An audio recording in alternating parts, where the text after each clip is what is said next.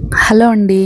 క్యాటరింగ్‌లో మనకి రసాన్ని పెడతారు కదండీ! చాలా టేస్ట్‌గా ఉంటుంది. ఈ రసము అందరికీ నచ్చుతుంది కదా! సో, ఇది ఎలా ప్రిపేర్ చేసుకోవాలో ఈ వీడియోలో చూపించేస్తాను. ముందుగా ఒక కుక్కర్‌ని తీసుకొని కట్ చేసుకున్న 4 పెద్ద సైజ్ టమాటాస్‌ని, ఒక ఉల్లిపాయను కూడా వేసుకోవాలి. అలాగే ధనియాలు, జీలకర్ర, మిరియాలు, కొద్దిగా కందిపప్పు, చింతపండు, అలాగే పసుపు వేసి తగినంత వాటర్‌ని వేసుకొని, మూత పెట్టుకొని మెత్తగా ఉడికించుకోవాలి. ఇలా మెత్తగా ఉడికిన తర్వాత అందులో ఉండే వాటర్‌ని సెపరేట్ చేసుకొని, ఈ కందిపప్పు, టమాటాలని చల్లారనివ్వాలి. ఇవి చల్లారిన తర్వాత ఒక మిక్సీ గిన్నెలో వేసుకొని మెత్తగా స్ పేస్ట్ లాగా చేసుకోవాలి. ఇది పక్కన పెట్టుకొని పోపుని రెడీ చేసుకుందాం. పోపు వేసుకోవడానికి ఆయిల్ ఏసుకొని, ఆయిల్‌లో పోపు దినుసులు, ఎండుమిర్చి, దంచుకున్న వెల్లుల్లి, కరివేపాకు, ఇంగువ వేసుకొని బాగా ఫ్రై చేసుకోవాలి. తర్వాత మనం ముందుగా గ్రైండ్ చేసుకున్న ఈ పేస్ట్‌ని వేసుకొని, తగినంత వాటరు, అలాగే సెపరేట్ చేసుకొని పెట్టుకున్న ఆ వాటర్‌ని కూడా వేసేసి,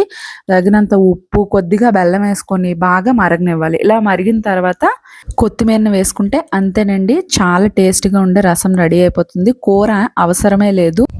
ఈ రసంతోనే అన్నం మొత్తం కూడా లాగించేస్తారు.